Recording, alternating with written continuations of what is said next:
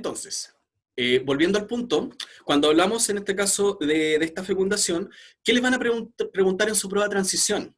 Principalmente, ¿dónde ocurre?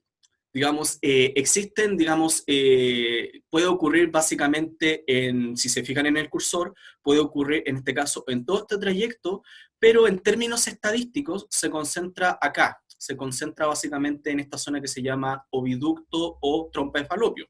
Eso, importante, no significa que la fecundación no ocurra acá. Por ejemplo, puede ocurrir en este segmento o en este segmento, pero es muy poco probable. Por términos de probabilidad, de estadística, digamos, la mayoría de los casos se genera en esta zona que se llama oviducto.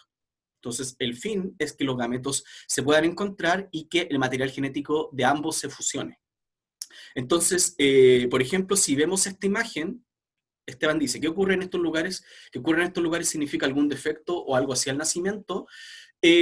¿Cuál es el problema? Volviendo a este punto, como lo menciona Esteban, si la fecundación, por ejemplo, ocurre en este segmento o en este segmento más cercano al útero, puede ocurrir de que el embrión no se implante, porque por un efecto de gravedad esto tiende a caer.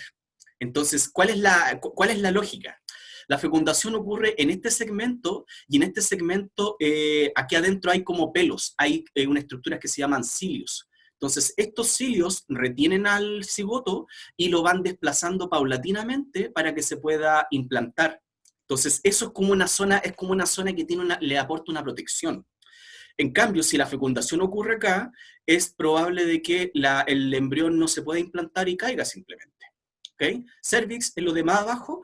Exactamente, el cervix es acá donde estoy marcando con el cursor. Entonces, ¿debería ocurrir sí o sí en el oviducto? Sí, es lo ideal. Es lo ideal médicamente hablando. Porque, como les digo, si ocurre más hacia el útero, es probable de que no se implante. ¿Y cómo es eso cuando hay un embarazo ectópico? Dice Martina. Si se fijan en el cursor, el embarazo ectópico es cuando el cigoto permanece acá, permanece en el oviducto y no sale de ahí, y se implanta acá. Naturalmente debería implantarse aquí en el endometrio, pero ¿qué pasa? En un embarazo ectópico se implanta en la trompa. Entonces eso comienza a crecer, esa célula comienza a multiplicarse, y eso eventualmente puede generar hemorragia, en este caso estrangulamiento, y eso involucra una intervención quirúrgica para sacar, en este caso, al embrión. Digamos, por lo menos no manejo la información de que exista otro método de que permita la vida de ese embrión, porque ya está implantado ahí y por espacio no puede crecer. Entonces, volviendo a este punto, los espermatozoides, cuando ingresan al sistema femenino, primero pasando por la vulva, luego la vagina, y luego se encuentran los espermatozoides con el ovocito en los oviductos, ¿qué va a pasar acá? Este ovocito, en este caso, ahí al tiro veo el chat.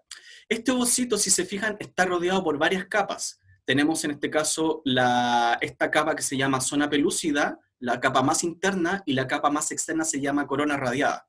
Es como decirlo así, es un castillo que está rodeado por una fortificación, que son varias murallas. María Jesús dice, ¿por qué ocurre eso el embarazo ectópico? Aparte de que se quede en el oviducto, hay factores genéticos que predisponen a que ocurran embarazos ectópicos. Es básicamente la expresión de ciertos genes. Entonces, ¿existe un componente hereditario asociado a eso? O simplemente, por ejemplo, que el oviducto tenga muchos cilios. Y los cilios que hacen, en vez de desplazar al ovocito, lo atrapan. Digamos, básicamente en términos morfológicos, de que tenga más cilios, o en términos genéticos. Entonces, ¿qué pasa acá? Los espermatozoides, millones de espermatozoides van a encontrarse con el folículo, en la estructura que alberga el ovocito. Entonces, estos espermatozoides se tienen que ir abriendo paso por toda esta capa de células, penetrar, en este caso, esa fortificación, para finalmente, en este caso, que un espermatozoide se encuentre con el ovocito, lo fecunde, y de esa manera, en este caso, se genere la célula huevo o cigoto. Pero, en este caso, no la, digamos, por decirlo así en términos vulgares, no hacer, en este caso, no hacer llegar y llevar, sino que en este caso, digamos, hay toda una maquinaria, hay toda una acción que se tiene que desarrollar para que pueda ocurrir la fecundación. No va a ser, en este caso, no va a ser algo tan fácil. ¿Okay? Dentro de esa muralla hay un solo ovocito. Buena pregunta, ¿por qué? Porque acá el ovocito, tenemos el ovocito 2, y aquí hay como una pelotita. Esa pelotita es el llamado polocito. Es la célula, recuerden, es la célula que se obtiene de la meiosis, pero esta célula no es un gameto, es una célula que no tiene citoplasma, por lo tanto no es funcional. Esta célula vive como un parásito, por decirlo así, del ovocito. Solamente cuando ocurre la fecundación, este polocito se desintegra, se reabsorbe. Pero si lo ven acá, el ovocito está pegado con el polocito. El polocito vive a expensas del ovocito. ¿Ok? En este caso, ¿cuáles son las estructuras de este que más preguntan o más probable que pregunten? Es lo que les voy a mencionar a continuación. Todo lo que estamos viendo y a continuación se los voy a explicar que preguntan, en este caso, en la prueba de transición. Entonces, analizando en este caso desde que llegan los espermatozoides hasta que se encuentran con el ovocito secundario, tenemos en primera instancia la penetración de la capa más externa del folículo, que se llama en este caso corona radiada. Entonces, ¿cuál es la lógica? Los espermatozoides llegan y en este caso tienen que acordarse que el espermatozoide tiene dentro de su cabeza, tiene como una bolsa con corrosivo, ¿ok? Y ese corrosivo, recordar, ¿cómo se llama la bolsa que guarda ese ácido corrosivo? Ahí para que me lo contesten en el chat. Acrosoma, exactamente. El acrosoma es una bolsa, literalmente es una bolsa que guarda corrosivo o ácido. Entonces, este ácido, en este caso, este ácido importante en primera instancia no se va a liberar. Por decirlo así, para que hagan la analogía. Por ejemplo, si llega, por ejemplo, si tenemos, por ejemplo, una fuerza aérea, por ejemplo, de un ejército. Esta fuerza aérea, por ejemplo, bombardea la periferia, por ejemplo, de una ciudad. ¿Eso va a asegurar el máximo daño? Si se bombardea la periferia, si me lo contestan ahí en el chat. No, no necesariamente. ¿Cuál es la lógica? Los espermatozoides quieren infligir el mayor daño, pero una vez que se vayan penetrando, cuando estén en el interior, estén más cerca del ovocito. No sirve de nada tirar, por ejemplo, en este caso, una bomba en la parte más lejana de la muralla, porque en este caso puede que la muralla no se caiga o que no se rompa del todo. Entonces, ¿qué van a hacer estos espermatozoides? Van a liberar una primera enzima que va a comenzar a romper paulatinamente esta muralla, que se llama corona radiada. ¿Okay? ¿Qué contiene la acrosoma, dice María Fernanda? Ácido, corrosivo, enzimas hidrolíticas, que rompen, que destruyen. Entonces, estos espermatozoides, en primera instancia, ¿qué van a hacer? Van a liberar una enzima que se llama hialuronidasa. Y ustedes dirán, ya, ¿qué significa eso?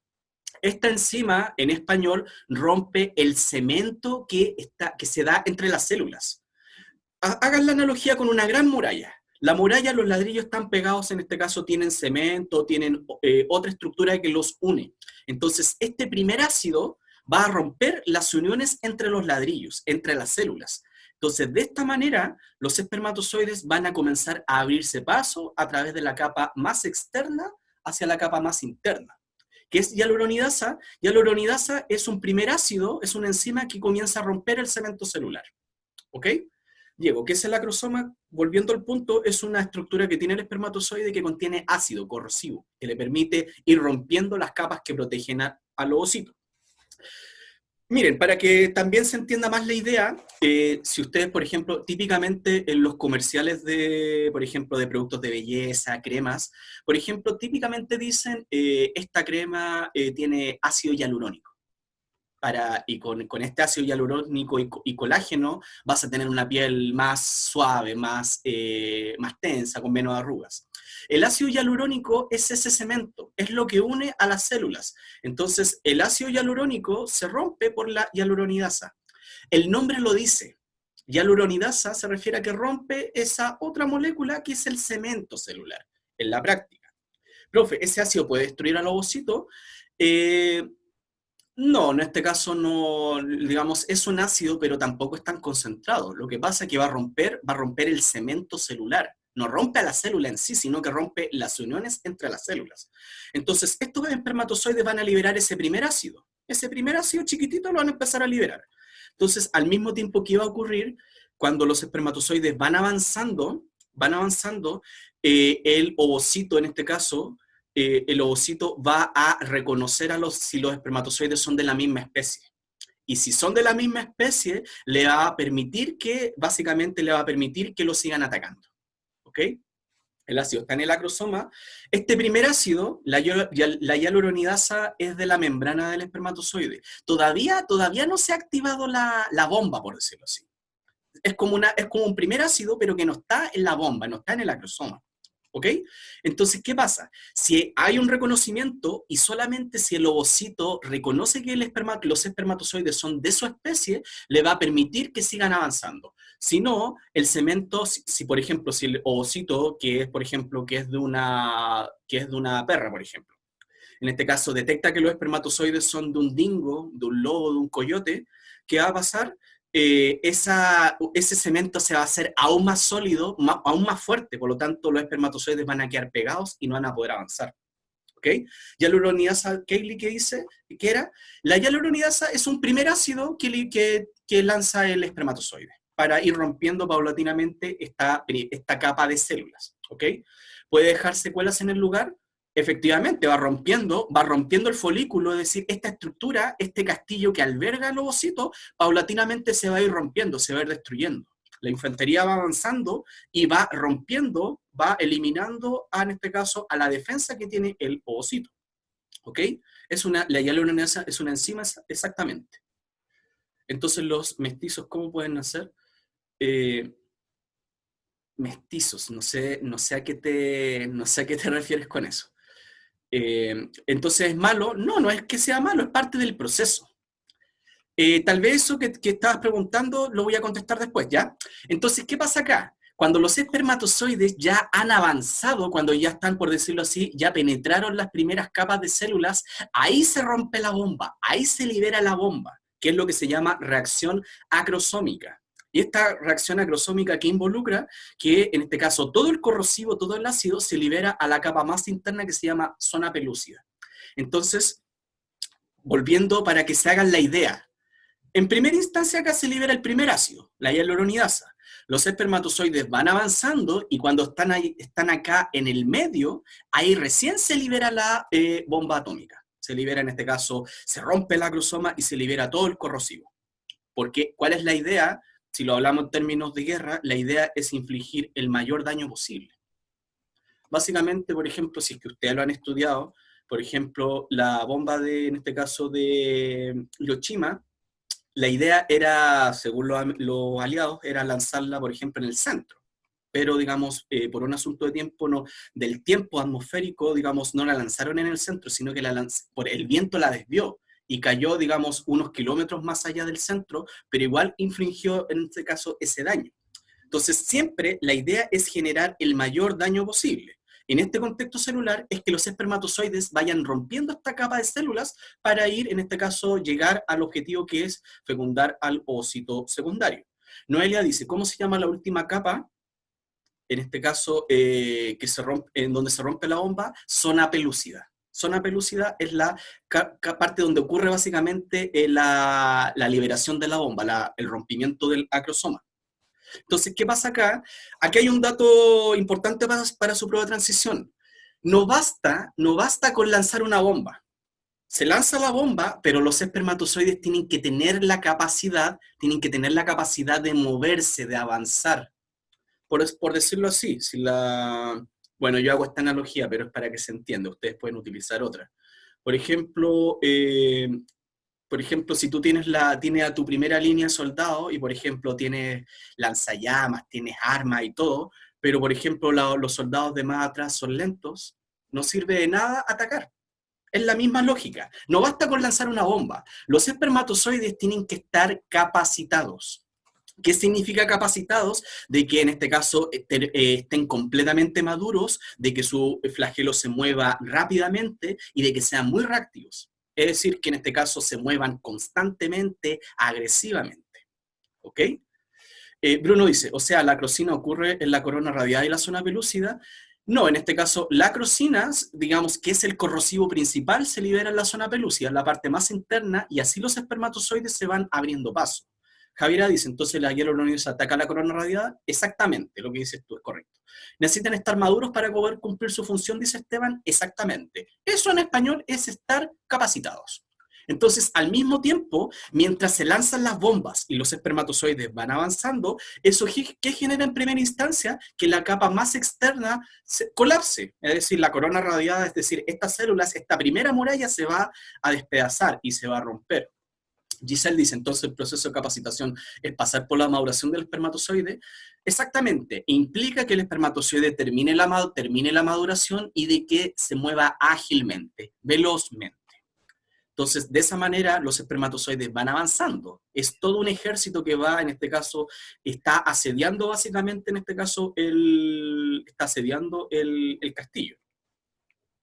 Entonces, de esa manera se va penetrando, en este caso, la zona pelúcida, y así los espermatozoides van acercándose cada vez más al ovocito secundario. ¿Ok? Entonces, de esa manera, ¿qué va a pasar acá? Muchos espermatozoides van a estar muy cerca del ovocito secundario, muchos. Vamos a hablar no de millones, pero vamos a hablar de miles. ¿Ok? Que era denudación, perdón. En este caso, denudación es desprendimiento, Abigail. Denudación es cuando la corona radiada, en este caso, se desprende, básicamente. Ay, perdón, se rayó eso. No sé por qué. No sé qué marqué. Entonces, ¿qué pasa acá? Cuando van avanzando, en este caso, los espermatozoides, muchos se van a encontrar con el ovocito, pero solamente un espermatozoide va a fecundar al ovocito secundario. ¿Ok? Ahí, por favor, si lo pueden borrar, muchas gracias. Entonces, ¿qué pasa acá? Muchos espermatozoides rodean el ovocito secundario, pero solamente uno se va a fusionar. Y ustedes dirán, pero los otros que están atrás también podrían fecundarlo. En este caso, no. Puede volver un poco, ya, dice, tienen que estar capacitados, ¿cierto? Ahí lo pueden, recuerden que después lo pueden ver en Schoology, ¿ok? Entonces, muchos espermatozoides se van a encontrar con el ovocito, pero solamente uno lo va a fecundar. Entonces, ¿qué va a ocurrir acá? Como un espermatozoide ya fecundó al ovocito secundario, el ovocito va a imponer un bloqueo. Va a imponer un bloqueo inmediato, que en este caso, y posteriormente viene un bloqueo tardío. ¿Por qué? Porque si el ovocito ya fue fecundado, digamos, no le sirve que más espermatozoides lo penetren y lo fecunden, porque eso va a generar una célula con muchos cromosomas, con mucho ADN, y va a generar un ser aberrante. Entonces, solamente cuando un espermatozoide se une con el ovocito secundario, ahí, en este caso, el ovocito va a imponer un bloqueo inmediato. Y aquí, como lo dice despolarización de la membrana del ovocito.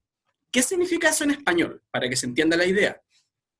Como el ovocito tiene una membrana, por ejemplo, tiene una distribución de iones. Hay iones, por ejemplo, afuera de la membrana plasmática, iones adentro. Eso lo vimos en la clase de transporte.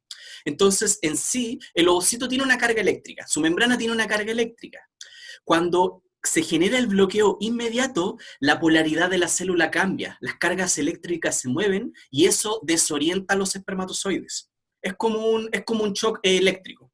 Entonces, por ejemplo, el ovocito impone este choque eléctrico, digamos, genera ese golpe a los espermatozoides, y los espermatozoides van a quedar, en este caso, digamos, ¿cómo decirlo?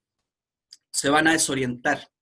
Entonces, eso va a ser el primer bloqueo que va a imponer el ovocito para que ningún otro espermatozoide lo fecunde. Y luego viene un bloqueo que toma más tiempo. Y aquí, ¿qué dice? Dice que ocurre una exocitosis, ocurre una salida de unos gránulos, y eso ¿qué hace? Hace que los espermatozoides queden pegados. Para que se entienda la idea, luego del primer bloqueo, el ovocito va a disparar cañones. Y esos cañones, esos gránulos que traen una sustancia que hace más pegajosa esa área. Entonces, literalmente los espermatozoides van a quedar pegados, van a quedar aprisionados en esa capa celular, por lo tanto no van a poder seguir avanzando. ¿Ok? Entonces, el primer bloqueo es para despistarlos, para desorientarlos, y el segundo es para que caigan, en este caso, en la trampa y queden, en este caso, pegados, no puedan seguir avanzando. Entonces, de esa manera, el ovocito va a poder unirse, fusionarse completamente con un espermatozoide que ha logrado, en este caso, penetrarlo y fecundarlo. Profe, y para el caso de los gemelos, eso lo voy a explicar en un par de diapositivas, que también es con la imagen de Instagram que se subió, ¿ok? Entonces, ¿qué va a pasar acá? Cuando el ovocito se une con el espermatozoide, se va a activar. ¿Y eso con qué tiene que ver? Tiene que ver con que el ovocito, recuerden, no ha terminado la meiosis, no ha terminado la ovogénesis. Entonces, se unen los gametos, el ovocito secundario con el espermatozoide, va a terminar la meiosis, y eso qué va a implicar? Va a implicar en este caso que se termina el proceso, se forma primero el óvulo y luego el cigoto propiamente tal. Nicolás dice, ¿por qué puede suceder las mulas, profe? Si se supone se bloquean, digamos, se bloquean cuando son especies distintas. Buen punto, ¿por qué? No sé si me pegue, puede haber sido su internet. Lo que preguntaban, ¿qué pasa con las mulas? Yo les mencionaba que al inicio del proceso el ovocito reconoce si el gameto es de su misma especie. Pero ¿qué pasa cuando las especies son muy cercanas en términos evolutivos? Por ejemplo, un burro se puede cruzar, por ejemplo, con un caballo, o un burro se puede cruzar con una cebra. ¿Por qué? Porque genéticamente son, a pesar de que son especies distintas, genéticamente son muy parecidos.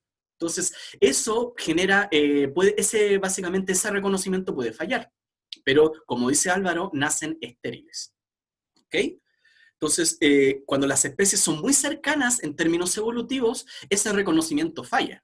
Por ejemplo, un perro se puede cruzar con un lobo, y es lo que hacen en Estados Unidos. Está la moda hace unos años de los perros lobos, que en este caso los venden como mascota, pero ¿cuál es el problema? Que ese perro es mucho más grande y tiene más genes de lobo. Por lo tanto, digamos, tiende a ser más solitario, puede que tal vez sea más agresivo, pero obviamente un lobo no es un animal domesticado. Los husky tienen más genes de lobo, pero aún así son perros, no son lobos, ¿ok? Eh, entonces, en este caso, por ejemplo, la mula, que es la cruza, por ejemplo, de una yegua con un burro, ese reconocimiento falla. Entonces, dato para la PSU, prueba de transición, el reconocimiento no es 100% exacto. Puede fallar cuando las especies son muy cercanas en términos, en este caso, evolutivos. ¿Qué pasa si un perro se cruza con una hija, con su hija? ¿Puede pasar? Sí, efectivamente, puede pasar. Entonces, cuando el ovocito, en este caso, se ha activado, ¿qué va a pasar acá? En español, el material genético, en este caso, se va a mezclar. El material genético femenino se va a mezclar con el material genético masculino, y eso ¿qué va a provocar? Va a provocar, en este caso, la formación del óvulo en primera instancia y luego el cigoto. ¿Ok?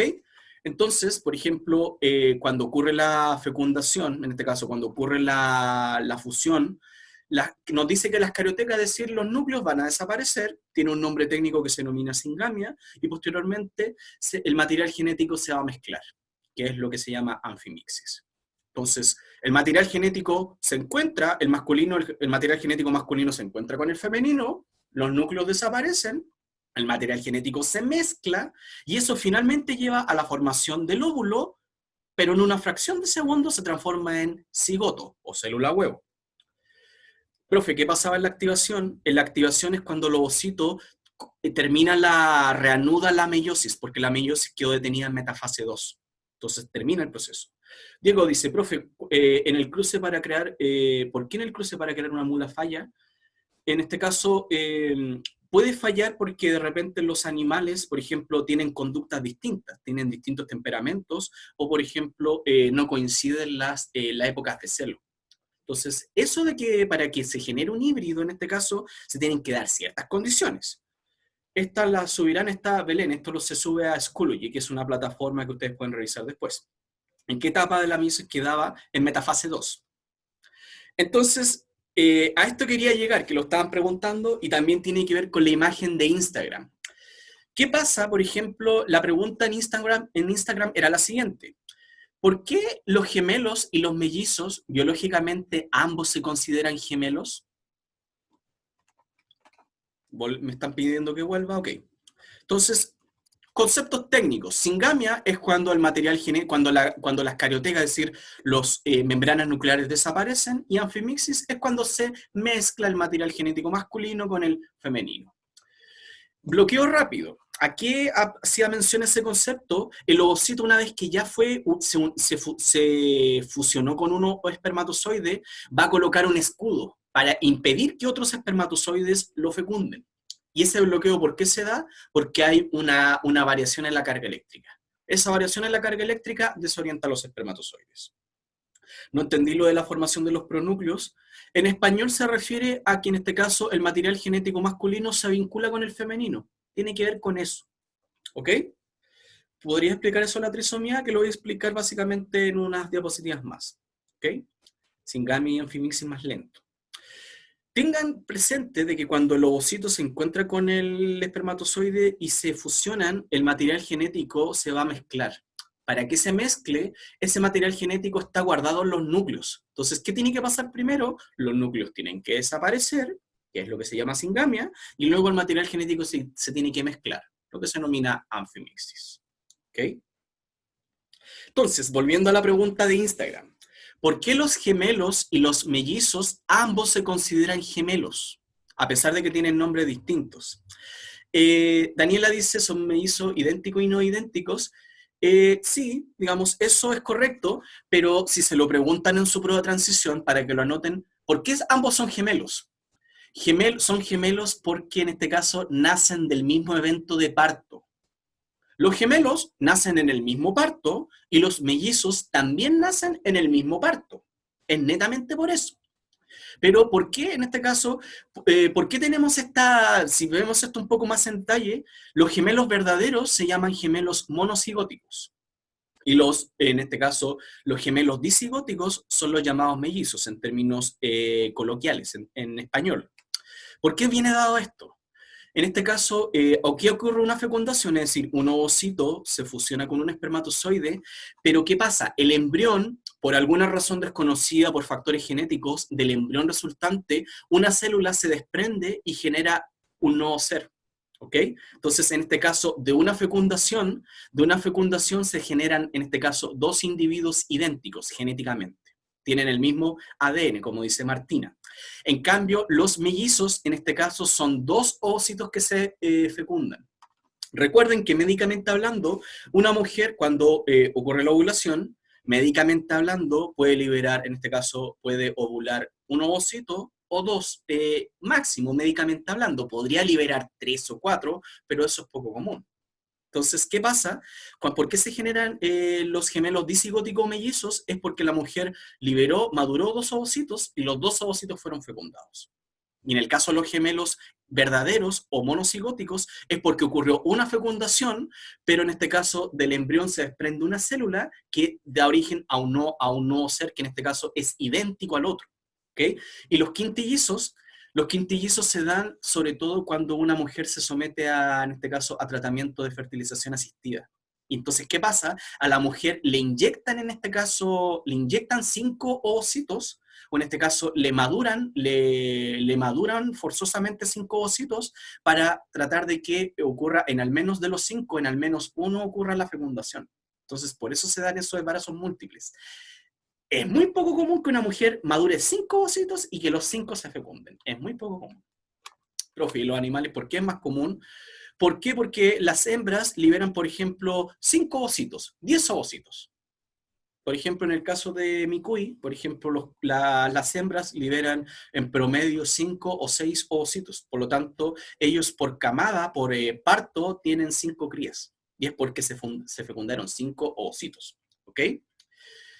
En este caso, ¿cuál es un punto para su prueba de transición? Los gemelos, en este caso, comparten, como lo contestaron en Instagram, comparten la placenta, comparten el saco amniótico. En cambio, los mellizos, como son dos fecundaciones independientes, cada una en este caso tiene su placenta y su saco amniótico. Cada una tiene sus anexos embrionarios, que lo vamos a ver a continuación. ¿Okay? Profe, ¿los mellizos pueden ser de distintos padres? Sí. Por ejemplo, en este caso, puede suceder que en este caso una pareja, por ejemplo, tenga relaciones sexuales, pero posteriormente, en este caso, digamos, la mujer tenga relaciones, por ejemplo, con otra persona y que el primer ovocito se fecunde, por ejemplo, por su pareja oficial y el segundo se fecunde por la otra persona. Eso puede suceder. Es poco, digamos, es poco probable, pero se puede dar.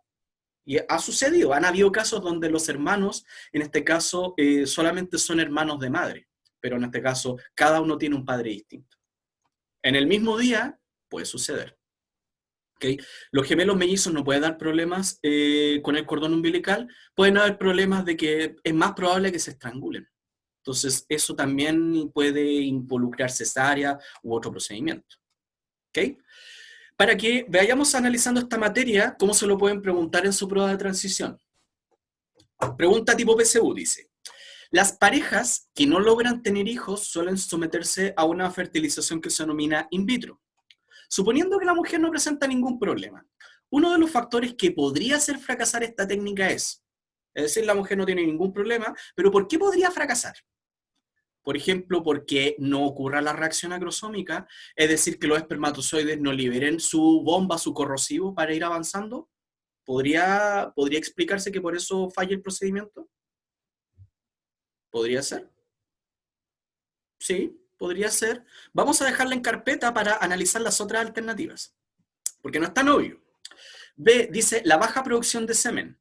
Esto se da in vitro, se da afuera. Entonces da lo mismo si un hombre eyacula mucho semen o poco semen, porque los espermatozoides se van a seleccionar.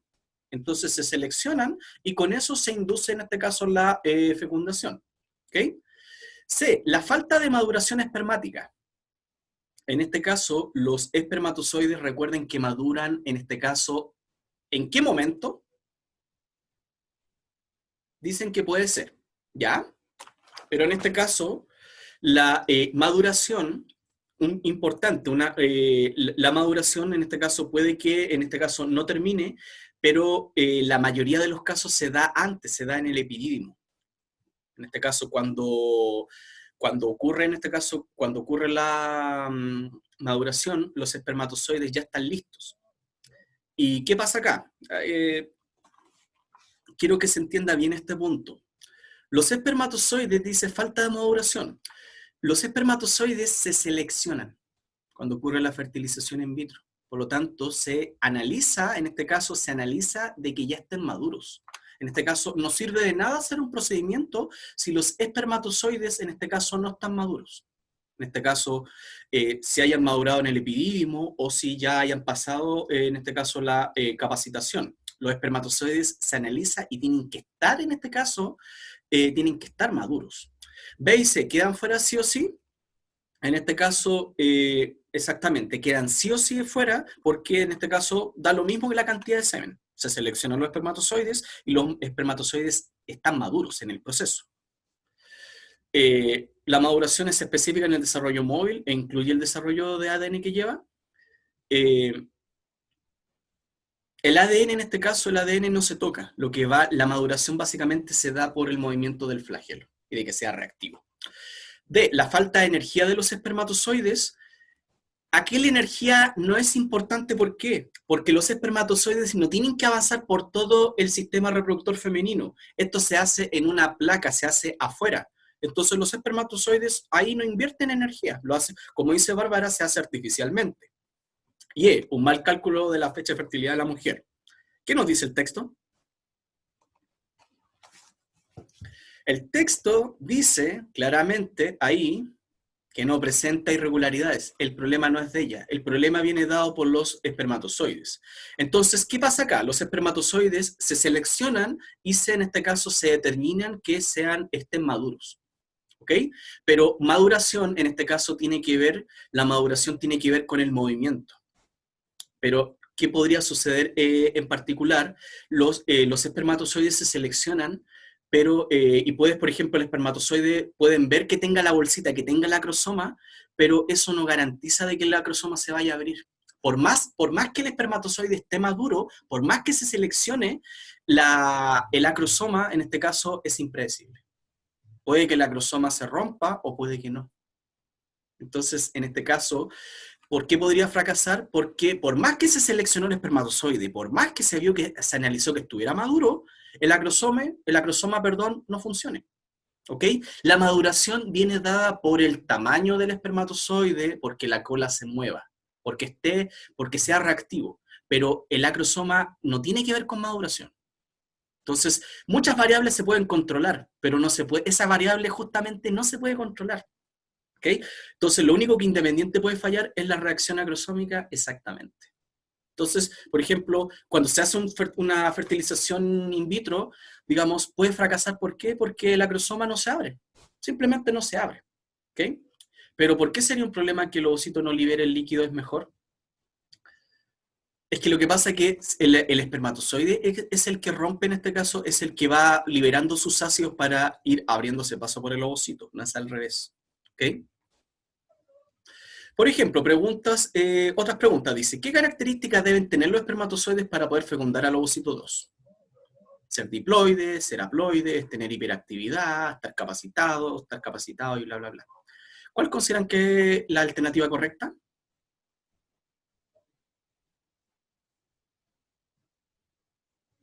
¿Cuál consideran que es la alternativa correcta?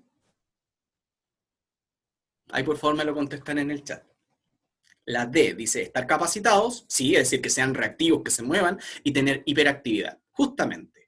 Las otras alternativas, ¿por qué se caen? Se caen básicamente porque te dicen que son diploides y porque en este caso, por ejemplo, dice tener carga completa de organelos. Eso no, digamos, no me dice nada.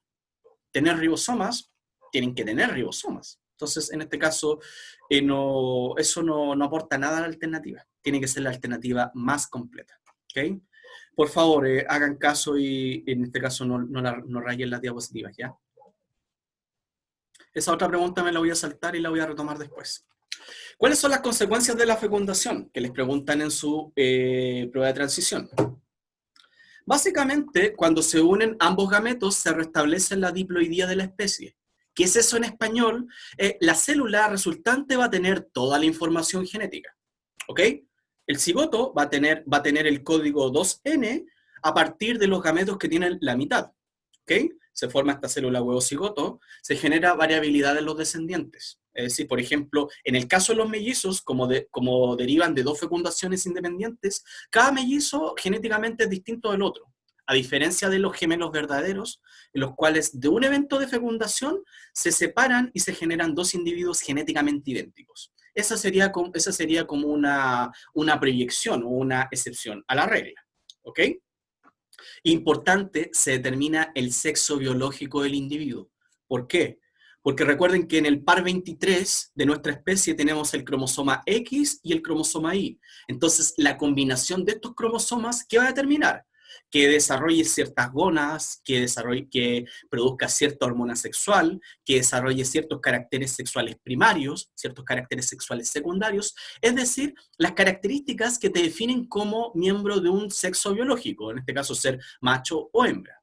Estamos hablando en términos biológicos. Cuando un individuo se siente, por ejemplo, una mujer, pero por ejemplo, en este caso, se siente de otro sexo, eso se llama identidad de género y es otro tema. Es otro tema que es para mucho debate, para mucha conversación, pero que no aplica acá. Entonces, en términos estrictamente biológicos, cuando ocurre la fecundación, se determina que un individuo sea macho o hembra. ¿Ok? Pregunta tipo prueba de transición.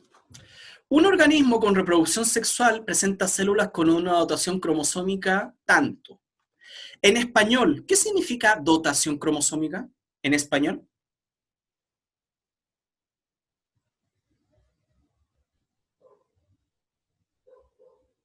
Cantidad de cromosomas, exactamente. Número total de cromosomas, es decir, la totalidad de la información genética.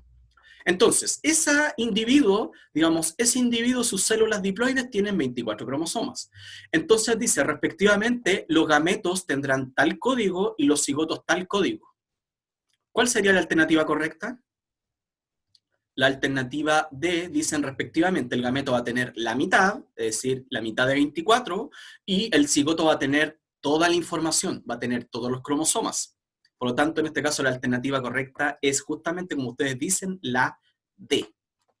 Esa es la idea. Esto puede parecer complicado, pero tienen que acordarse. Es decir, 2N, toda la información, N, la mitad de la información. ¿Por qué la D? Básicamente tienen que acordarse. El cigoto tiene toda la información y el gameto va a tener la mitad. ¿Ok? A partir, en este caso, de la fecundación y de que en este caso los gametos se vinculen y que de esa manera se forme la célula huevo o cigoto, ¿Cuál era la alternativa de las dos anteriores? Esta es la D, y en este caso, ¿qué características? Era también la D. Ahí después la pueden ver. Entonces, cuando ocurre la fecundación, ¿qué tiene que pasar? En este caso, los niveles de las hormonas sexuales femeninas tienen que ir aumentando. ¿Por qué? Para entender esta idea, la voy a volver, tienen que recordar esto. Esto, recordar, es lo que se denomina ciclo sexual femenino y son muchos eventos que se dan en simultáneo. Pero ojo acá, céntrense acá en el cursor. Cuando ocurre la ovulación, en este caso, queda una costra de células que queda en el ovario que se llama cuerpo lúteo. Entonces, este cuerpo lúteo va a liberar una hormona que se llama progesterona. Y la progesterona, ¿qué es lo que hace? Mantiene con vida el endometrio. ¿Para qué? En el caso de que haya fecundación, el embrión se va a implantar en esta zona. Por lo tanto, mientras exista la progesterona, se secrete progesterona, el embrión va a poder, si se implanta, va a poder en este caso desarrollarse y mantenerse con vida. Entonces, ¿qué pasa acá? Si ocurre fecundación y en este caso hay implantación, este cuerpo lúteo no se puede morir. Tiene que seguir liberando progesterona para que el sistema no colapse. Stephanie dice, entonces, ¿por qué los anticonceptivos tienen progesterona? Porque básicamente lo que hacen estos anticonceptivos, como son una bomba de progesterona, eh, como son una cantidad importante de progesterona o, por ejemplo, combinada, eso envía una señal al cerebro para que se bloquee la FSH y la LH. Entonces, ¿eso en qué se traduce? Como hay mucha hormona femenina, se bloquea la hipófisis, por lo tanto, eso trae como consecuencia que no haya ovulación.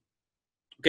Recordar, se regula por feedback negativo. Si hay muchas hormonas, se bloquea el punto inicial. Entonces, esa es la lógica del anticonceptivo. Se aplican muchas hormonas para que se bloquee la LH y la FSH y de esa manera no haya ovulación. Entonces, tienen que acordarse de esto. Cuando ocurre la ovulación, queda el cuerpo lúteo, que es una costra de células, y eso permite liberar progesterona. Por lo tanto, si hay embarazo, el nivel de progesterona y de estrógeno también se tiene que mantener alto. Y para que se mantenga alto, el cuerpo lúteo tiene que, en este caso, tiene que permanecer con vida hasta, dato PSU transición, el cuerpo lúteo no vive por siempre. El cuerpo lúteo se va a mantener con vida hasta que se forme la placenta. Y la placenta va a tomar el relevo para seguir produciendo progesterona. ¿Ok? Entonces, primero el cuerpo lúteo produce progesterona y luego, en este caso, la placenta sigue produciendo la progesterona. Martina dice, entonces, o sea, nunca se ovula con los anticonceptivos. ¿Y qué pasa con esos ovocitos? Esos ovocitos, exactamente como hay anovulación, es decir, no hay ovulación, el ovocito se degrada y se reabsorbe. El ovario lo va a reabsorber, se va a reciclar, por decirlo así. Entonces, ¿qué pasa acá? El embrión, cuando se implanta en la pared en el endometrio, va a liberar esta hormona que se denomina HCG. Y esta HCG, la gonadotrofina coriónica humana, ¿qué es lo que hace? Digamos, mantiene con vida al cuerpo lúteo. El embrión se implanta y envía una señal al ovario, donde está el cuerpo lúteo, para que se siga produciendo progesterona. Y la progesterona evita que en este caso, que el endometrio colapse. ¿Ok? ¿Qué pasaría, para que me lo anoten en el chat, qué pasaría si por alguna razón, por ejemplo, el cuerpo lúteo fallece? ¿Qué pasaría con el nivel de progesterona? Baja, exactamente. Si la progesterona cae y el embrión ya está implantado, esa estructura va a empezar a desmembrarse y va a colapsar. También, si el embrión está implantado y la estructura colapsa, eso es un aborto. El aborto solamente se puede dar después de la implantación. Si por alguna razón se forma, por ejemplo, la fecundación, se forma el embrión, pero el embrión no llega a implantarse, eso no es aborto. Tiene que haber implantación. Entonces, por ejemplo, que lo mencionaba en clases pasadas, la píldora del día después, que básicamente el mecanismo de acción la descubrió un profesor que hacía clases en la Católica, que me hizo clase. Este gallo, ¿qué fue lo que descubrió? Descubrió que la píldora del día después no es abortiva porque en este caso no afecta la implantación. Una vez que el embrión ya está implantado, la píldora no hace nada. En la Católica descubrió eso, ¿y qué pasó? Lo echaron. porque obviamente ese resultado, digamos, iba en contra de básicamente de la línea de la Universidad Católica, a pesar de que la Universidad Católica tiene la mejor facultad de ciencias de Chile. Digamos, bueno, eso tal vez alguien me lo puede discutir, pero digamos, es una de las más importantes, obviamente. Pero ¿qué pasó? Ese resultado digamos, chocaba con la línea de la universidad. ¿Ok? Entonces, ese es el punto. Si hay implantación, si el embrión ya se implantó y se desprende, es aborto. Pero en este caso, si no hay implantación y el embrión se destruye, eso biológicamente no es aborto. A pesar de que hay personas que lo discuten, que dicen que no, que es aborto igual. Pero eso obviamente hay que analizarlo con argumentos. Sofía dice, o sea, ¿el aborto es posterior a implantación? Sí. ¿Qué hace la píldora del día después? Impide la implantación. El embrión está formado, pero hace que el embrión no se implante. Como eso ocurre antes de la implantación, no es abortiva. Pero ¿qué pasa si el embrión se implanta? La pastilla no hace nada. La píldora no va a desmembrar la estructura, por lo tanto, bajo esa lógica, no es abortiva. ¿Ok? Entonces, volviendo al punto, el cuerpo lúteo se mantiene con vida. ¿Por qué? Porque el embrión se lo ordena. El embrión le dice al cuerpo lúteo, sigue liberando progesterona para mantenerme con vida. Y eso es la hormona que detecta los test de embarazo. ¿Ok? En este caso, los test de embarazo tienen ciertos umbrales. ¿Qué significa eso en español? Dato pro transición. Umbral es una cantidad mínima a medir. Entonces, por ejemplo, tiene que haber una cantidad mínima para que el resultado sea válido. Entonces, obviamente, hay diversas marcas y los resultados, en este caso, hay distintos umbrales. Pero básicamente, por ejemplo, los típicos, los test de embarazo, los más comunes que se venden, básicamente tienen el umbral, en este caso, tienen el umbral A. En este caso, el umbral, por ejemplo, el umbral de 1 a 2 semanas, lo tienen algunos test de embarazo, pero son más caros. Es netamente básicamente por el tiempo que se demora. Umbral, Belén, es la cantidad mínima para detectar, por ejemplo, una señal.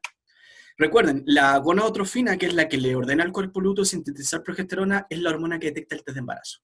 Profe dice, y esas pastillas que son específicas para el aborto, por ejemplo, el misotrol, el misopostrol, no me acuerdo el nombre exacto, eso que hacen, como ya está implantado el embrión, básicamente, entre otros mecanismos, despedazan el endometrio. Hacen eso. Pero el HCG estaría hasta la formación de la placenta. Ahí vamos a ver un gráfico. Va a continuación. Ahí te voy a responder la pregunta. ¿Misotrol genera contracciones? Sí, y eso es lo que desprende el endometrio y lo que provoca la caída de toda la estructura. Los estrógenos son importantes en el embarazo, ¿por qué? Porque permiten el desarrollo, en este caso, de las glándulas mamarias y de que se desarrollen los alvéolos, que son básicamente las estructuras que producen la leche. Y también, ¿qué es lo que hace? El miometrio lo mantiene bloqueado. El miometrio es el tejido contráctil. Entonces, mientras hay un embarazo, no se pueden dar contracciones, o las contracciones tienen que ser mínimas. ¿Por qué? Porque si hay contracciones muy fuertes, espasmos muy fuertes, puede provocar que se desprenda el endometrio y por ende puede ocurrir un aborto. Entonces las contracciones tienen que estar a la par. Y eso lo va regulando el estrógeno. Como les mencioné, la progesterona es lo que mantiene con vida, en este caso mantiene el endometrio, por lo tanto, en este caso, también bloquea las contracciones musculares. ¿La prolactina produce la leche, dice Camila? Sí, efectivamente. ¿Okay? Importante, quiero que lo subrayen, lo destaquen. La progesterona mantiene el endometrio. Lo menciono majaderamente porque hay preguntas que apuntan justamente a esa línea. Lo vamos a ver a continuación. Hay otra hormona que también es muy relevante que se llama lactógeno placentario. O también, por ejemplo, voy a volver al tiro a la otra diapositiva. El lactógeno es lo mismo que esta hormona, que es la HCC. HCC es la sigla en inglés, de la hormona, de la somatotrofina coriónica humana. Es lo mismo que el lactógeno placentario. ¿Qué hace esa hormona en la práctica? Aumenta la glicemia, aumenta el nivel de azúcar en la sangre. Ustedes se preguntarán por qué. ¿Por qué la madre tiene que tener una glicemia elevada? ¿O por qué debería tener una hiperglicemia? ¿Por qué debería tener mayor cantidad de azúcar en su torrente sanguíneo? Para el hijo, para su hijo, para el bebé, exactamente. Entonces, la madre alimenta al bebé ¿a partir de qué? A partir de aumentar el nivel de azúcar en la sangre, y eso lo hace el lactógeno placentario. Pero, dato de prueba de transición, cuando se desbalancea esta hormona, puede generar diabetes gestacional. ¿Y es por qué? Porque en este caso, digamos, hay un aumento brusco de la glicemia y no hay un mecanismo compensatorio que permita bajarlo. Entonces, en este caso puede ocurrir, la falla de esta hormona puede provocar diabetes gestacional. Si analizamos este gráfico, ¿qué es lo relevante de este gráfico para que no se mareen? Si se fijan, desde que ocurre la fecundación, desde el primer día del embarazo, la progesterona va siempre aumentando. La progesterona va aumentando, al igual que el lactógeno placentario. Estas dos hormonas siempre van al alza. Pero ¿qué pasa acá? Por ejemplo, cuando ya llegamos a las 38 semanas, 39 semanas, la progesterona comienza a caer. Cuando la progesterona cae, el endometrio reactiva su capacidad contráctil, es decir, se generan contracciones y eso induce el parto. Induce el parto, dato PSU, la caída de la progesterona. ¿Ok? ¿Por qué la mujer debería tener más glicemia, dice Diego? Porque a mayor glicemia hay mayor nivel de azúcar en la sangre y eso alimenta al embrión y luego al feto. ¿Ok? Porque cae el endometrio exactamente, la progesterona cae y eso provoca en este caso que aumenten las contracciones uterinas. ¿Y los prematuros es porque cae antes la progesterona? Sí, es una de las razones que se generan contracciones porque el nivel de progesterona no es óptimo. Hay mujeres que naturalmente producen poca progesterona y le tienen que dar suplementos o le tienen que dar alguna terapia de shock, básicamente, para que no genere contracciones. ¿Okay? Entonces, lo relevante de este gráfico que les van a preguntar en su prueba de transición es que la progesterona siempre va aumentando, increciendo, igual que el lactógeno placentario. La gonadotrofina, si se fijan, tiene un pic, hay una gran cantidad alrededor, en este caso, de los 70 y tantos días, y eso ¿por qué viene dado? Viene dado porque el cuerpo lúteo, en este caso, el cuerpo lúteo se reemplaza por la placenta. Entonces esta hormona luego va a caer un poco, pero nunca cae a cero. Siempre esta hormona va a estar en un rango medio, básicamente. Profe, ¿cuál hormona? Si falla el lactógeno placentario puede inducir diabetes gestacional. El lactógeno placentario o HCS, que es lo mismo. Pregunta tipo prueba de transición. Dice, la progesterona es considerada la hormona del embarazo. ¿Cuál o cuáles de las siguientes situaciones justifican esta condición? 1. Al disminuir los niveles plasmáticos de la hormona luego de la fecundación, ¿se puede producir un aborto espontáneo? ¿Sería correcto? Sí. Recordar, esta es la hormona que, digamos, genera esa regulación. 2. Hacia el final del embarazo, los niveles de progesterona caen y el útero recupera su capacidad de contracción. Sí, justamente. Y 3. ¿La progesterona permite el crecimiento del endometrio para la implantación del embrión? ¿Es correcto o no? No. La progesterona permite la mantención, que se mantenga el endometrio. La hormona que permite el crecimiento del endometrio son los estrógenos. ¿Ok? Entonces, por ejemplo, si una mujer, por ejemplo, en este caso, tiene un desbalance de estrógeno, por ejemplo, tiene mucho estrógeno, ¿eso en qué se puede traducir? En que el endometrio crezca más de lo debido y eso puede provocar cáncer cervicuterino. Porque el cervix es la parte baja del endometrio. Entonces, si esa estructura, en este caso, crece demasiado, se generan tumores, que es lo que se denomina cáncer cervicuterino, básicamente. Solo lo mantiene, como dice Victoria, exactamente. La progesterona solamente mantiene el endometrio. El estrógeno permite que la estructura crezca. Por lo tanto, la alternativa correcta es B. ¿Okay? Yo les repetía majaderamente la progesterona y ese es el punto. Mantiene exclusivamente. Profe, ¿qué induce el parto, como lo dijo antes? La caída de la progesterona. Cae la progesterona, el útero recupera su capacidad contráctil y eso es lo que induce el trabajo de parto. Ya, estamos casi con la hora, pero quiero revisar esta pregunta bien interesante. Pregunta de análisis, pregunta de estas que se llaman de habilidad de pensamiento científico. Dice, en la actualidad, se puede acceder a una fecundación in vitro de 3 progenitores y no de 2 como es común. Es decir, con 3 individuos se puede generar en este caso un nuevo ser. Este tipo de tratamiento de fertilización sirve para la eliminación de la herencia de enfermedades mitocondriales maternas. ¿Por qué? Las mitocondrias, como lo vimos en clases pasadas, tienen ADN. Pero ¿cuál es el problema? Las mitocondrias las transmiten solamente las madres. Y las mitocondrias, el ADN mitocondrial está asociado a problemas óseos y problemas cardíacos, entre otras cosas. Por lo tanto, digamos, cuando por ejemplo, la herencia mitocondrial está asociado a herencia materna, pero principalmente genes recesivos y genes defectuosos. Por lo tanto, principalmente herencia mitocondrial se asocia a enfermedades. Entonces, ¿qué es lo que se quiere hacer acá? En este caso, por ejemplo, tenemos acá el ovocito de la madre, pero que tiene las mitocondrias defectuosas. Por lo tanto, ¿qué pasa acá? A esta célula se le retira el núcleo y en este caso se inserta en un ovocito en el cual las mitocondrias están sanas. Entonces, acá es como una clonación. Acá se transmite el núcleo de esta célula a esta otra célula que tiene mitocondrias funcionales y luego se fecunda con el esperma del padre. Entonces nos dice, a partir de la información, ¿es correcto deducir o inferir qué? ¿Esto se puede hacer? Sí, se hace. Obviamente tiene un costo, pero se hace. La fecundación in vitro de 3 progenitores podría aplicarse también para corregir errores genéticos del material hereditario del padre. ¿Esta fecundación serviría para eso, para ese propósito? No, porque acá esta herencia mitocondrial es materna.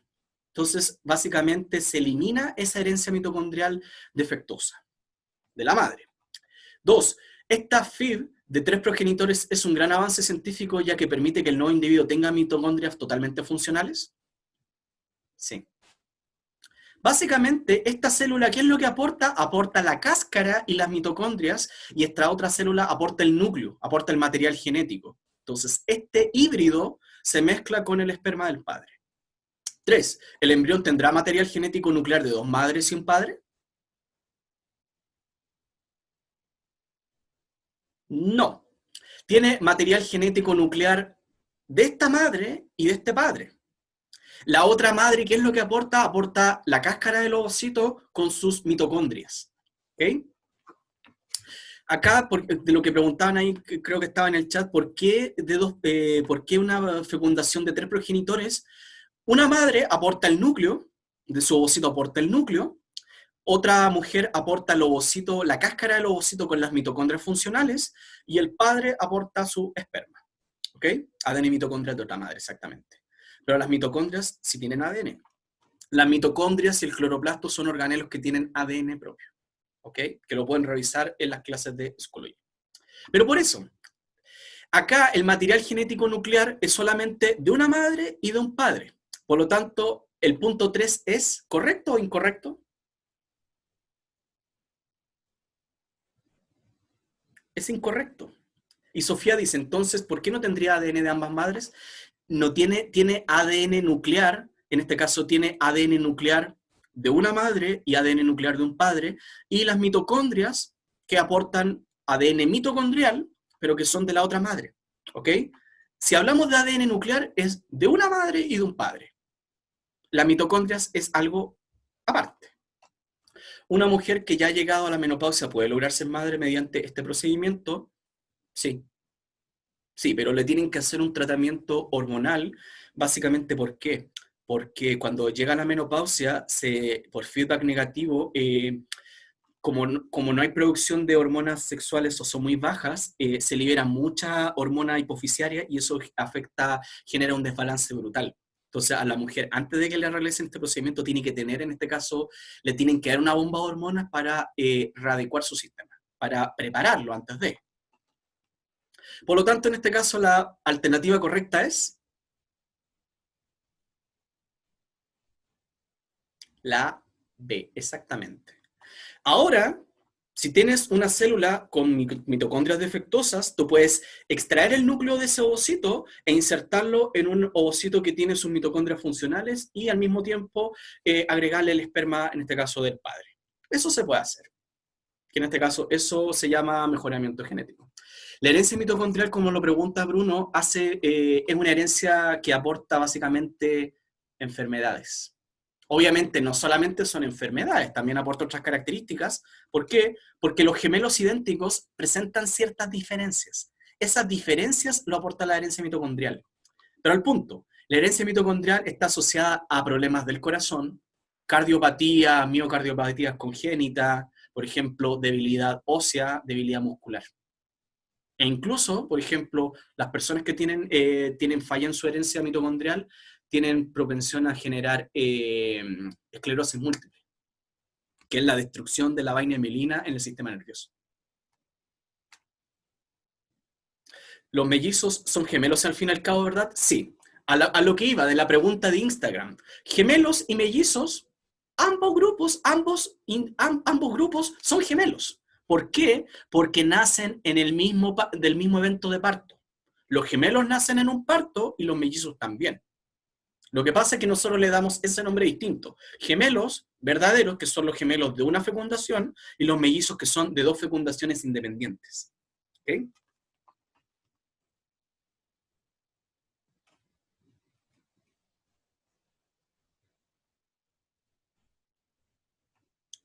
Entonces, si tienen alguna duda, pregunta, ahí por favor, ya estamos con el tiempo, me la pueden hacer, me pueden mandar un correo o me pueden preguntar por Instagram, ¿ok? Entonces, en síntesis, ¿qué es lo que tienen, qué les van a preguntar en su PSU? Tienen que manejar el concepto de fecundación, el hecho que los espermatozoides tienen que ir desprendiendo, en este caso la infantería tiene que llegar y tiene que romper toda esta fortificación que rodea, en este caso, al castillo. Por lo tanto, tienes que romper en este caso la fortificación inicial, y cuando ya llegan a un punto medio, ahí tienen que liberar todas las bombas. ¿Para qué? Para ir abriéndose paso a través de estas capas celulares, para que un espermatozoide pueda penetrar y fecundar al ovocito secundario. El ovocito va a generar un bloqueo para que ningún otro espermatozoide lo fecunde, y de esa manera se vincula el material genético y se genera una célula huevo, o también denominada cigoto. Merlis pregunta, ¿se puede sacar un gemelo y a los 2 meses el otro? No sé, no sé si, digamos, no sé si médicamente hablando se podría hacer, de que nazca, de que uno quede prematuro. eh, no sé exactamente por qué, porque lo que pasa es que si hablamos de gemelos verdaderos, ellos comparten la placenta, por lo tanto, si se desprende uno, se va a desprender el otro. Entonces, en este caso, no, yo creo que no, factible. Médicamente hablando, sería muy difícil o imposible. Entonces, tienen que manejar básicamente las etapas de la fecundación, que ya se las mencioné, y la acción hormonal. Progesterona mantiene el endometrio, el lactógeno permite que la madre tenga mayor disponibilidad de glucosa en su torrente sanguíneo, y en este caso los estrógenos preparan al sistema para que en este caso posteriormente ocurra el parto y la lactancia. Ya. Para terminar, un par de preguntas. Dice, si se inyecta progesterona a una mujer embarazada, ¿qué se puede esperar? Si se le inyecta progesterona, que se mantenga el embarazo, aumente el grosor del endometrio, se produzca un aborto espontáneo, aumente el metabolismo de la madre, se mantengan los niveles de estrógenos. Dice la A, la C, se produzca un aborto espontáneo. No, porque la progesterona lo que hace, mantiene el endometrio. Entonces, si se mantiene el endometrio, en este caso, el embrión va a estar muy agarrado, literalmente del endometrio, va a estar muy agarrado, va a estar muy fuerte. Por lo tanto, ¿qué va a hacer? Va a mantener el embarazo. Por lo tanto, la alternativa correcta es la A. ¿Ok? Netamente eso. Si la placenta no alcanza a estar madura cuando el cuerpo lúteo degenera al principio del tercer mes, ¿qué se puede esperar? Es decir, que el cuerpo lúteo tenía su relevo, pero en este caso la placenta no está lista. Y la otra estructura se muere, porque tiene una vida finita. ¿Qué debería pasar? La alternativa C, están diciendo, decae la concentración de progesterona, lo que podría provocar un aborto espontáneo. Sí. Porque recordar, el cuerpo lúteo induce la secreción de progesterona, que luego lo reemplaza en este caso la placenta. Esa otra pregunta se la voy a dejar de tarea y después les voy a subir un set de preguntas, ¿ok? Eso sería entonces por hoy, ¿ok? C de coronavirus, exactamente. Eso sería entonces por hoy. La próxima clase vamos a vincular esta materia y vamos a hablar de parto, vamos a hablar de los mecanismos del parto, la lactancia y métodos anticonceptivos, métodos naturales, métodos artificiales, y voy a hacer una rápida mención a las llamadas ITS, o infección de transmisión sexual. Se habla de ITS y no de ETS, ¿por qué? Porque antes se decía enfermedad de transmisión sexual, porque antes una enfermedad era intratable, incurable. Pero ahora son infecciones porque si se sigue un tratamiento puedes llevar una vida común y corriente, obviamente teniendo ciertos resguardos. Entonces, la próxima clase, parto, lactancia, métodos anticonceptivos y menciona algunas ITS. ¿Ok? Esto se lo voy a subir en unos minutos más a Schoology. ¿Ok? Eso sería entonces por hoy, así que estoy a su disposición. Cualquier duda, por favor, me la hacen, ¿ya? Que tengan una excelente semana y ánimo con todo. Recuerden también,